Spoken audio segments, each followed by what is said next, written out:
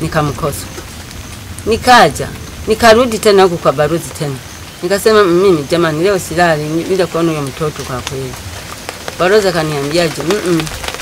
Unaona sasa mamao, saa hizi nishagonga saa ngapi? Saa 5, nenda kalale. Tutatafuta kesho. Kesho yake sasa tukawa tumeamka asubuhi, hiyo mama yake kwa ameshakuja. Nikaenda hapa kwa balozi. Nilienda kwa balozi. Akawasa mniambiaje? Nenda saa wapi? Polisi.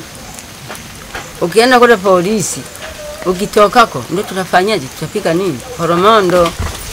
Tukaenda. Tulivyoenda kule wakaambiwa nani masaa hayajafika, mrudi saa 2 ya usiku. Saa 2 tulikanyaga tukaenda polisi. Tukaenda na huyo mama yake yeye marehemu sasa. Kama ampewa karatasi, akaambiwa hivi, yani mtoto akipatikana labda karatasi tutarudisha. Tukawa tumrudi sasa tukaja. Siku zote hizo wa mtoto wakati amepotea tulikuwa tuuma tu tunafanyaje? Tunatafuta. Sasa amekuja kuonekana mtoto ameshakufa. Hili tukio limetokea nikiwa sipo karibu na familia yangu. Limetokea nikiwa mkoa wa Mbeya. Na nimeanza kusafiri baada ya kupata hili tukio. Ndio kufika kwangu leo.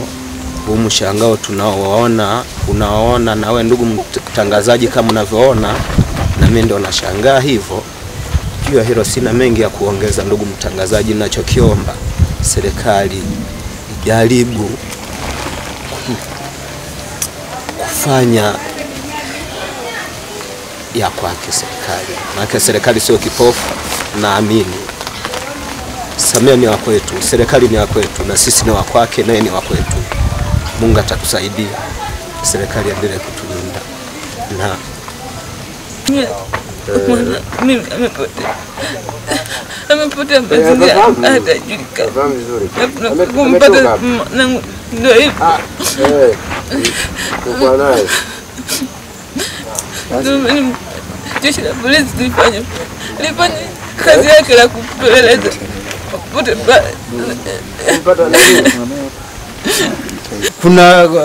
Kuna lazima kuna mtu ambaye alifanya uharibifu akampeleka kule yule mtoto. Aidha akiwa katika hali mbaya, na kwa alimpeleka kama kwenda kuficha ushahidi.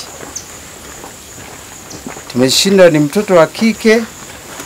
Huwa tunaangalia vile kama kuna ishara za labda za kubakwa kufanyaje, lakini tumeshindwa hata kuna nini, maana nifunza kila mahali, mwili umeharibika kabisa. Fuvu la kichwa limetoka, limebaki ile mfupa kabisa wa kichwa. Kwa hiyo hata kama kuna kitu kilimpiga, uwezo kujua kilipiga wapi. Ila ni wazi kwamba kuna mauaji yalifanyika juu ya mtoto, sio kwamba alikufa kifo cha kawaida. Tangulia.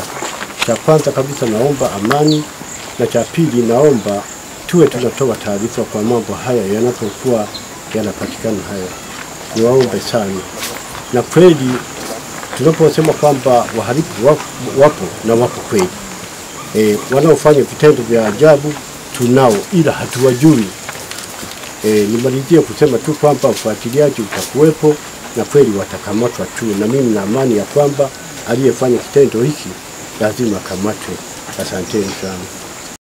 Hivyo basi, kwa sababu tumepewa ruhusa ya kuendelea na taratibu zote za maziko ya mwili husika, kwa sababu ya mwili kuharibika hakiwezi kikafanyika chochote cha kiuchunguzi.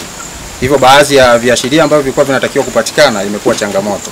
Hivyo sasa tunarudishiwa utaratibu kama Nzengo, tuendelee na taratibu yetu, lakini kutokana na mwili ulivyoharibika tunastiri leo.